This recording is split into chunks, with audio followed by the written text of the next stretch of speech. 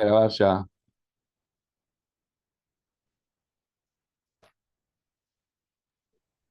Ahora, Mario, ahora sí, tenía los auriculares al revés, con razón escuchaba muy bajito. Sí, se te escucha bajito. ¿me escuchan bajito ahí?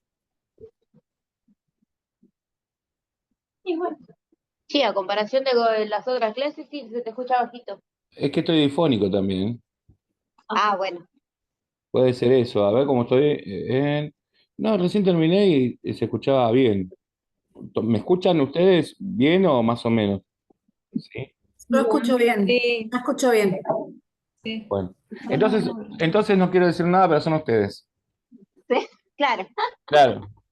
No, sí tenía los auriculares puestos al revés, pero porque acabo de terminar. Bueno, muy bien, vamos a ver cómo hacemos este progreso. Básicamente, bueno, yo estoy muy contento de todo lo que está sucediendo a nivel institución, escuela, pero sobre todo a un nivel de personas y profesionales, ¿no? Que se van recibiendo, que están trabajando por aquí, por la ciudad, por otras provincias. Y no solamente en la realización de proyectos autogestivos, sino eh, ya en niñez y adolescencia, abriendo los consultorios, ¿no? Esta idea que fue en el medio, la división entre la escuela y lo que es la intervención clínica comunitaria también ha sido muy eficaz, ¿no? De hecho, ha sido tan eficaz que, por ejemplo, nosotros nos queríamos ir del lugar donde estábamos, un tema de alquiler, un tema del espacio, porque ahí le erramos nosotros porque el edificio es muy viejo, es un colegio, los que conocen, bueno, el Sagrado Corazón de aquí de La Plata saben lo que es. O sea, no sé, debe tener 2 manzanas completas, ¿no? Todo doble piso. Y se nos hizo un lío bastante grande, de hecho tuvimos que comprar celulares nuevos y todo eso, con lo cual espero que Papá Noel se porte y lo pague. No sé quién es Papá Noel a esta altura, pero no sé cómo lo vamos a pagar. Y no da la acústica, ¿no? Para que salgan bien los audios. Así que, bueno, como nosotros también estamos haciendo un trabajo comunitario, bueno, la cuestión es que en el lugar no quieren que nos vayamos. Vamos a ver si nos ofrecen otro lugar un poco más chico también, ¿sí? Contarle ello, ¿no? Porque para mí es muy importante, sobre todo que estamos laburando mucho internacionalmente, ya nos metimos mucho en la parte de Latinoamérica de Estados Unidos, estamos trabajando en Canadá, México. Así que miren lo que fue este loco planteamiento que yo venía de la modificación del ECRO, de la epistemología convergente dentro de la psicología social. Así que, bueno, aunque no haya nada en la mesa para brindar, ni este 24 ni el 31, voy a estar contento si no muero antes, ¿sí? Eh, bueno, ¿a alguien se le corta? Cortar debe ser el Wi-Fi. No, debe ser vos, Gisela.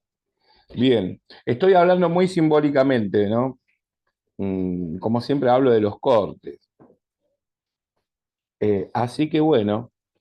Es una felicidad inmensa que nos sigan acompañando, que nos sigan eligiendo.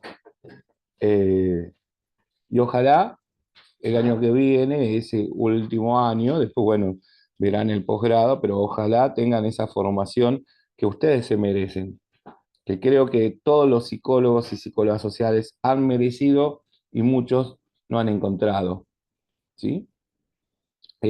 También felicitaciones, nos mandaron desde Chile, desde Uruguay, por todo este crecimiento, ¿no? Ustedes son un montón, un montón.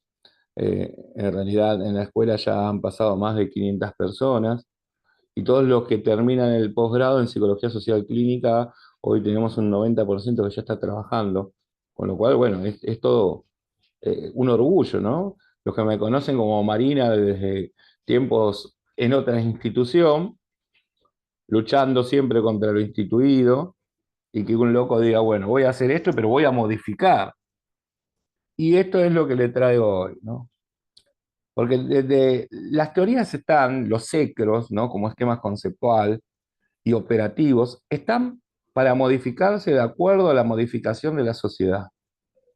Entonces, lo que ustedes deben, básicamente, ¿sí? Lo que ustedes deben es actualizarse siempre.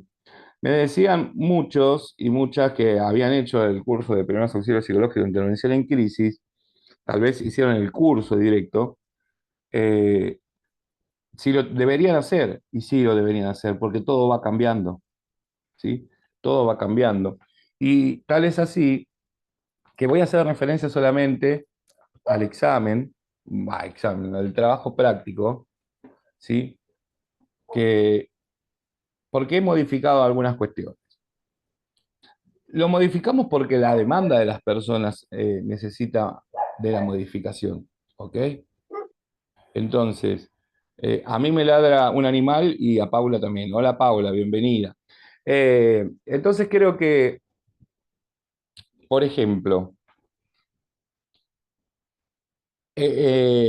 las áreas que nosotros trabajábamos siempre fueron las áreas pichonianas, ¿sí? Dentro de la psicología social, aunque se trabajaba de manera grupal y no en la intervención clínica, pero porque hay una noción distinta, una concepción distinta de lo que es la tarea grupal. Para los psicólogos y psicólogas sociales clásicos, digo, más conservadores, ¿no? No viene con el asunto etario. Algunos sí que han estudiado y no se han movido de ese esquema, pero otros que siguen lineamientos de escuelas que fueron conservadoras y que entonces no te modifican a Pichon Rivière. Y hay que modificarlo. ¿Por qué hay que modificar la teoría? Porque la teoría está para que vos encuentres una buena intervención a la hora de la praxis. Y las problemáticas cambiaron, y las personas cambian, y todo va cambiando, ¿no? Esta cuestión que tiene que ver hasta con el mismo signo lingüístico, pensando en Saussure, digo, ¿no? La mutabilidad de la lengua, la mutabilidad de los significantes y la mutabilidad de las demandas. Por lo tanto, no podemos seguir con las teorías antiguas, ¿no? Tienen que ser resignificadas, así como he resignificado la teoría del duelo, el cambio terminológico de etapas a fases, y también con los ciclos vitales. Me propuse modificar algunas cuestiones porque son faltantes, hoy uno lo encuentra como un hiato. Siempre pensamos en el análisis. Ah, decía esto. Entonces, la tarea grupal para el psicólogo y la psicóloga social o sociales más conservadores era pensar un grupo, ¿no? Que vos abrías la puerta y estaba el grupo y te saludaban. Hola, ¿qué tal? Gracias por venir a coordinarme. Pensaban en eso. Pero nosotros pensamos al postular que uno nunca está solo. Bueno, podría estar en la última soledad y aún así no estando solo, sería la muerte, ¿no? En ese sinónimo, en esa metáfora. Porque uno siempre está con su grupo interno.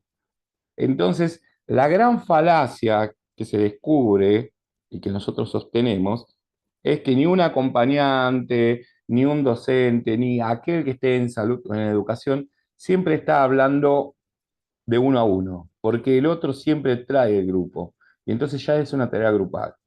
Es como cuando ustedes hablan con un amigo, terminás hablando de un amigo, pero del otro, del otro, del otro, de los padres, ¿no? Entonces, esa es una tarea grupal. En cambio, cuando uno ya va a un grupo establecido a donde hay muchas personas, es multigrupal. Y este es el cambio de enfoque. Por eso es que le permite a ustedes hacer un trabajo grupal. Porque cada vez que yo trabajo de uno a uno, ustedes me traen a alguien de su grupo interno. Que lógicamente ahí viene la cuestión.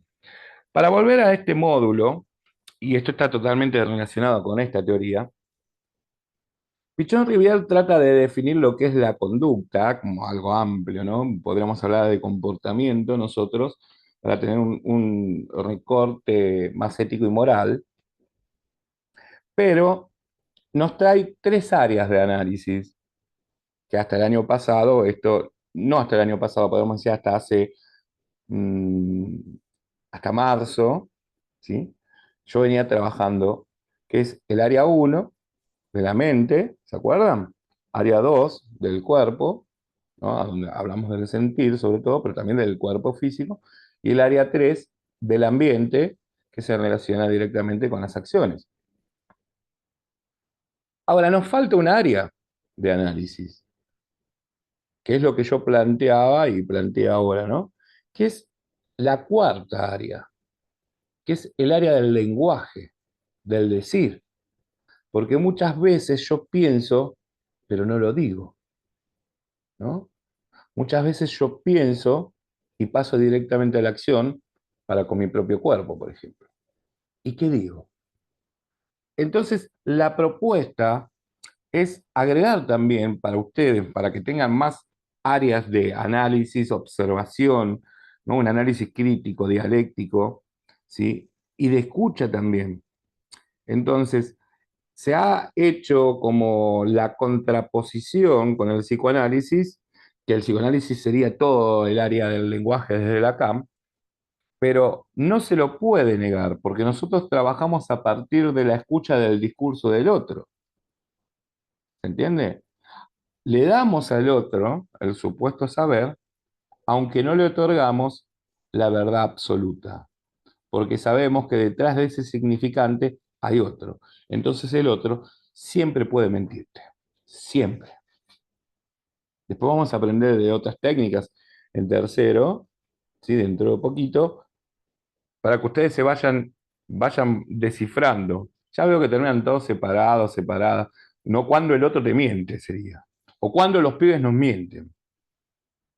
Yo recién hablaba de un caso, ¿no? Que uno piensa, ¿no? Ah, qué trágico que soy yo, o por qué desconfío de todo. Porque yo tengo que desconfiar de la verdad. Inclusive el pibe de 6 años que vino, apareció en el otro Zoom, le dice, abusaron sexualmente de mí. O sea, yo le doy la credibilidad, porque le doy el supuesto saber. Pero yo tengo que manejarlo, tengo que manejar las tres instancias, porque tal vez fue real, pero tal vez, o sea, eso real, me voy a dar cuenta, ustedes se van a dar cuenta como interventores en crisis, porque está llevándolo a ustedes directamente a una escena cero, que pasó real. Pero ¿qué tal si la escena cero es una escena temida?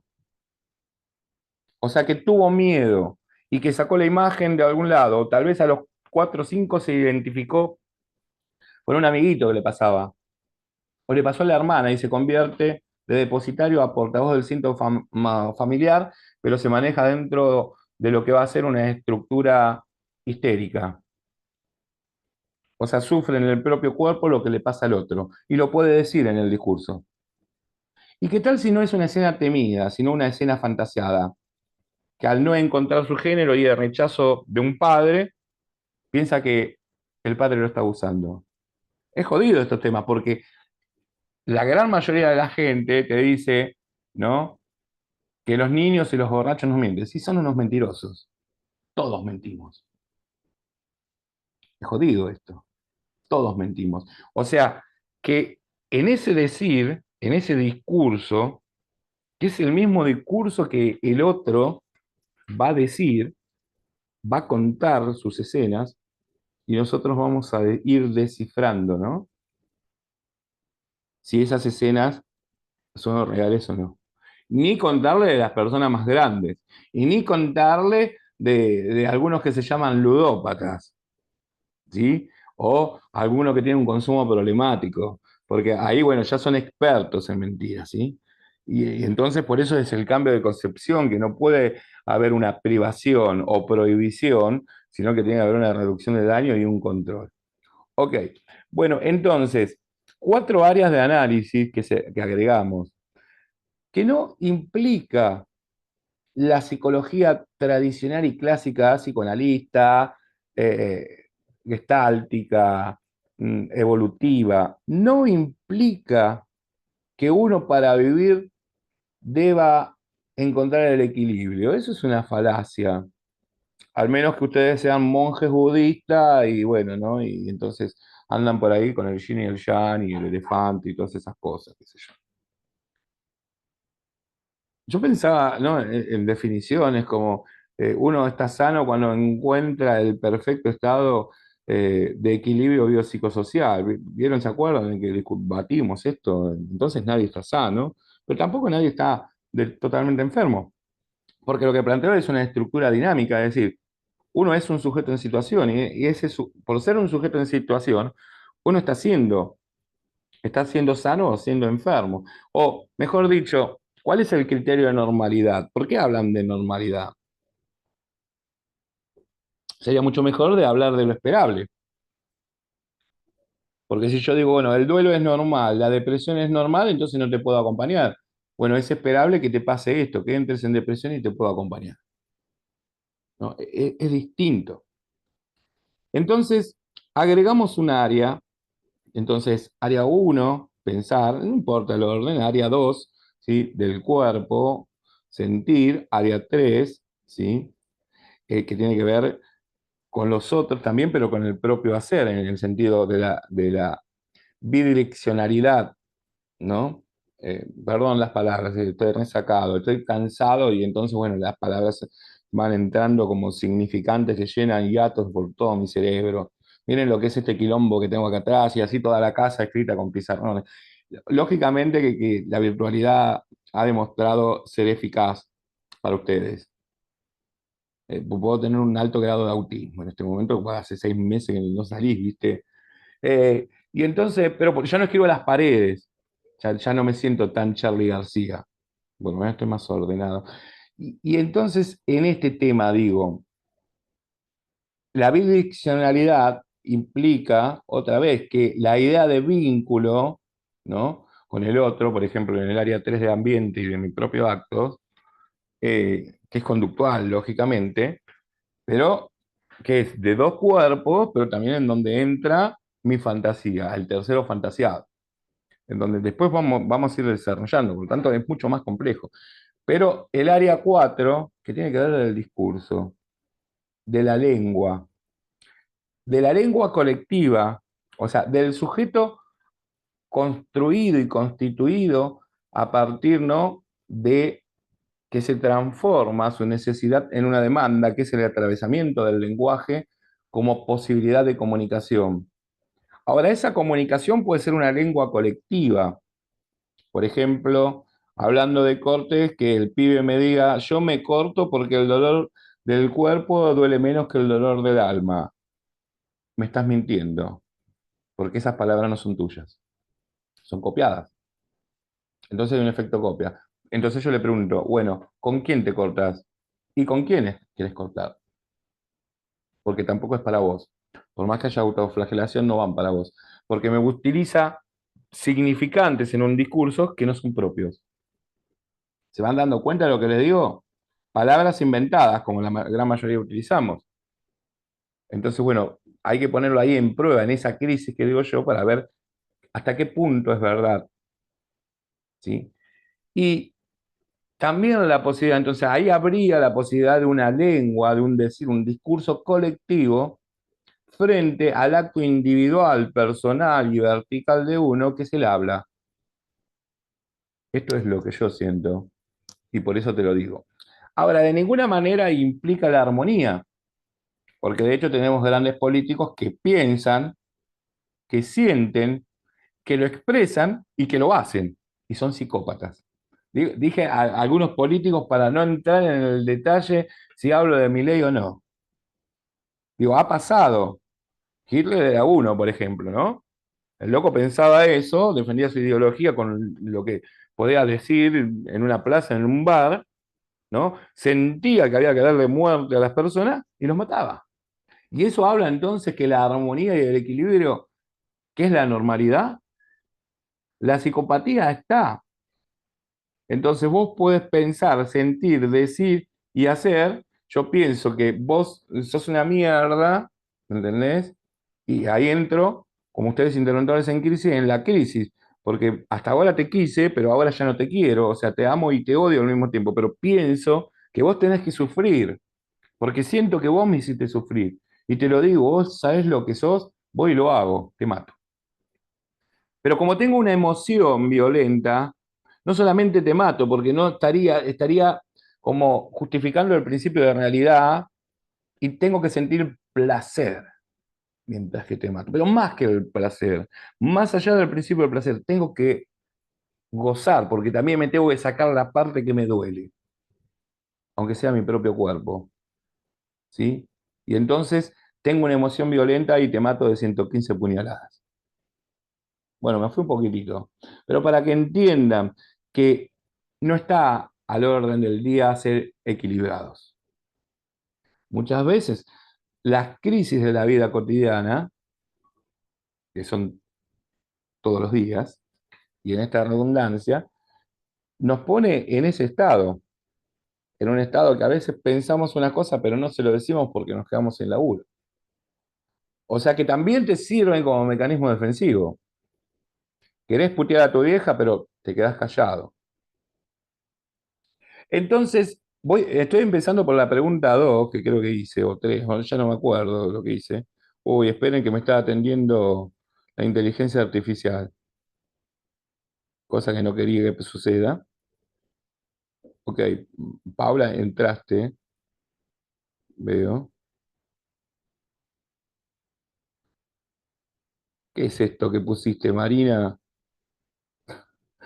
El, el coso de UPE, ¿qué mandaste ahí?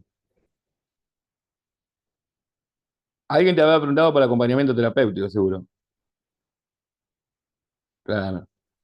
Bueno, vamos al examen entonces, al trabajito práctico. No es difícil, así que no se preocupen. Sí, María, preguntaron por acompañamiento en la... Ok, bueno, está bien. Traten de ir pasándose las informaciones. Nosotros tenemos otros centros también que lo pueden hacer virtuales, que también son oficiales, pero bueno, hay algunos que son medio problemáticos, pero bueno, vayan buscando y vayan pasando ustedes como grupo, ¿no? Está bueno esto de compartir. Vamos directamente a estas áreas, ¿no? Que yo digo. Eh, O sea, la pregunta 3. Yo puse esto, no veo nada, chicas, no saben lo que es esto. Piense un ejemplo donde se pueda pensar en el equilibrio entre las cuatro áreas de análisis e intervención. Pensar, sentir, decir y hacer. ¿Sí? ¿De acuerdo? Un ejemplo. Puede ser bueno o puede ser malo, ya se los dije. Ahora, también le sumamos, por eso le sumé ¿de acuerdo, no? Una vez que realicen este ejemplo, ahora piensen en un ejemplo en donde haya un predominio de áreas, que también le di el ejemplo, ¿no? ¿Qué sé yo? Viviendo en una sociedad instituida como esta, muchas veces querés mandar a alguien a la mierda y no lo haces. Y a veces sí lo haces. O sea, digo, que el equilibrio no es sinónimo de normalidad, sino que cuando uno se define otra vez como sujeto en situación, aparece barrado también por la cultura y por el lenguaje, ¿no?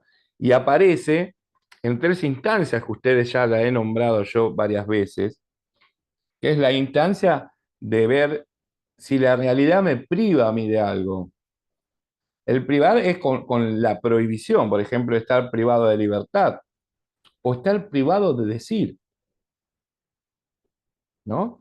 Si hablamos, por ejemplo, de género, ¿cuántas mujeres fueron privadas de decir, obligadas a silenciar? De ahí surgen los grandes movimientos luego, pero para que surjan tuvo que haber, ¿no? Todo un movimiento emancipador de una persona y de varias en tarea multigrupal. Pero ¿cuántas veces ante una injusticia, como qué sé yo, que tu viejo, siempre digo así, ¿no? Que tu viejo te espera, o por ejemplo, ahora en esto que ustedes sé que están muy ansiosas, ¿no? Y ansiosos con el tema de Navidad, que a mí la verdad ni me interesa porque Papá Noel siempre me desilusionó a mí, ¿vieron?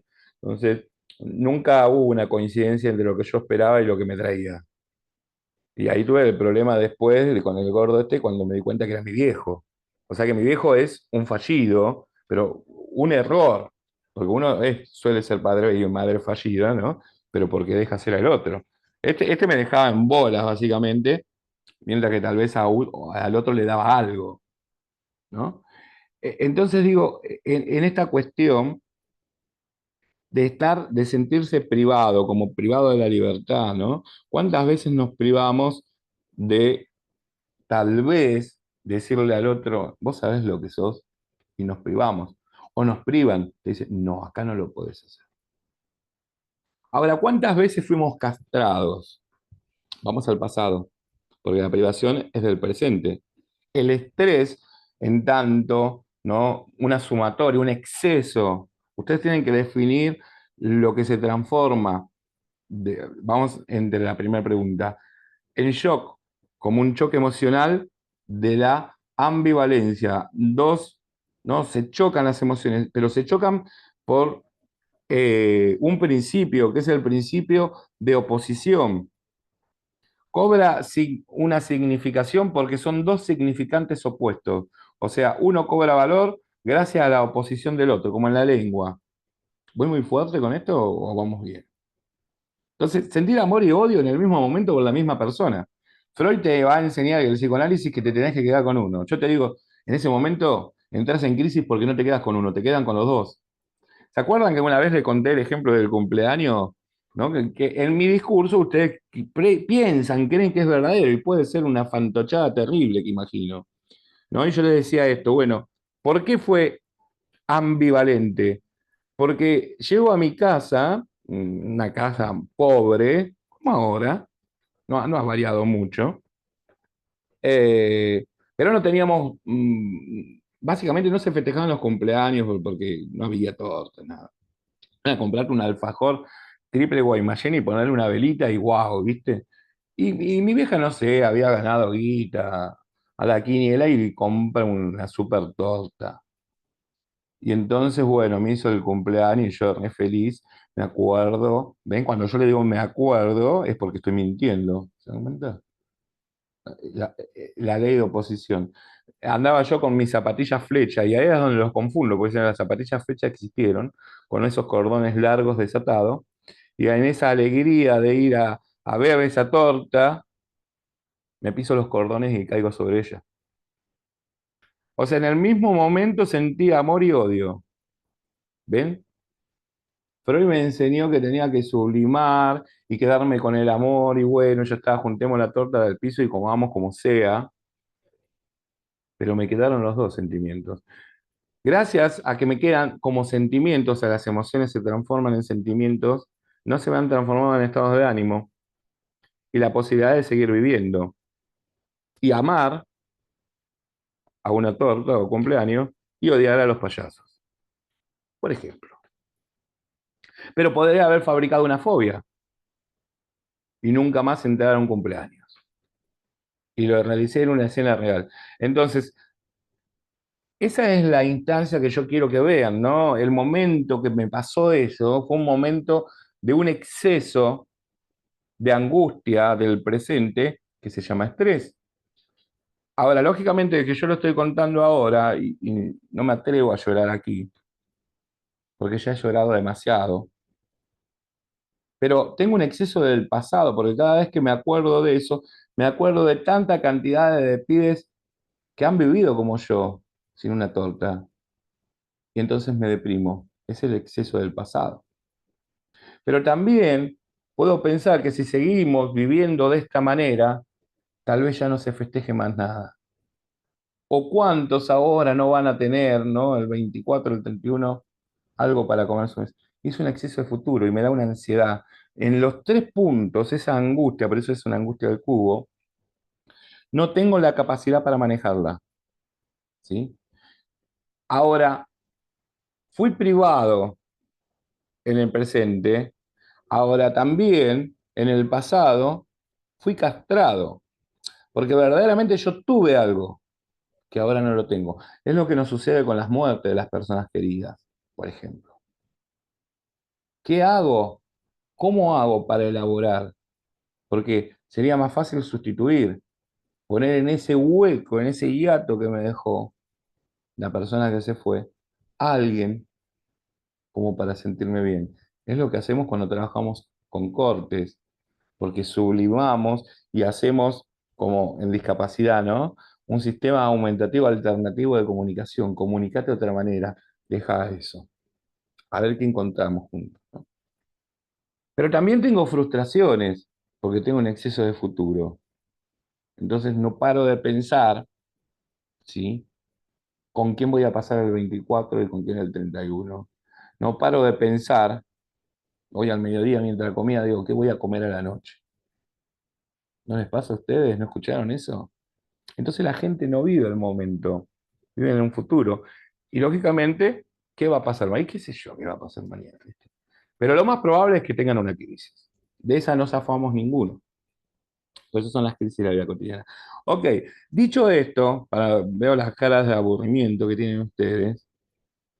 Eh, Tienen que hacer esos dos ejemplos, ¿sí? Un ejemplo en donde reine el equilibrio, que puede ser positivo, ¿viste? Es como cuando vas a misa un domingo, no sé si alguien de aquí va a misa, yo alguna vez he ido.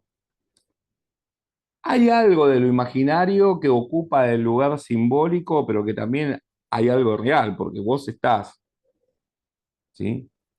Y cuando te confesás, que le decís al otro, que expresás al otro lo pecador que sos. No hace mucho que no voy a la iglesia, no me animaría a contarle tanto, porque es como ir al médico, hace 25 años que no voy, entonces debo un montón de facturas, me la van a cobrar todas, pero hay un agente liberador, eclesiásticamente como un ángel de la guarda, dice, bien. Yo lo que siento es cuando a mí me dice ese ángel, viene y me da la liberación, dale, pibe, salí de nuevo a pecar. Es mi caso. Pero encuentro la liberación, ¿se entiende? Algo te libera, algo alivianás, que es lo que nosotros hacemos con el discurso del otro. Alivianamos esa mochila. Contame, que te escucho, ¿sí? Contame que... Pero no me cuentes todo, vamos a ir...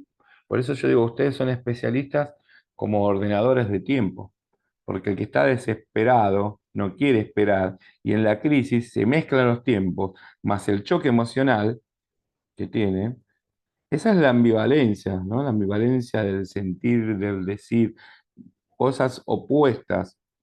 Ahora, se pueden dar en distintos tiempos también. Por ejemplo, un odio que yo traía, o pasa en las separaciones, un amor que yo traía porque la teoría psicoanalítica me enseñó que yo debo enamorarme de aquel que se parezca a mí, por procesos de identificación. Entonces, no es un sujeto. Por ejemplo, qué sé yo, yo me enamoro de Gisela y le digo, Gise, vení. Vos sos mi objeto de amor. O sea, lógicamente que estoy no siendo objetivo, la estoy cosificando y la voy a poner en el lugar de mi falta. No la trato como un sujeto real, la trato como un objeto que pongo simbólicamente, ¿no? De ahí vienen las palabras y las frases, como decía mi mamá. Mi mamá siempre está presente. Entonces, mi vieja decía, mirá qué parecido a vos, esta es para vos. Y después cagaste porque te diste cuenta que era lo peor que te pudo haber pasado en la vida. Porque ahí está la otra teoría del amor que traemos, que uno debe enamorarse de aquel que es distinto.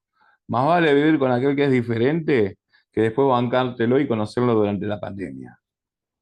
Porque te explota la cabeza, ¿viste? Ahí es que la teoría de la media naranja, muy romantizada por el Gaby, no sirve, ¿no? Pero en algún momento él dice, ay, bueno, pero todos tenemos que aprender con un gajito de limón, ¿no? Aprender a convivir. Y él no convive así, porque lo que dice romantiza una sociedad, ¿entendés? O del discurso psicoanalítico, y él se enamora de una psicoanalista por identificación.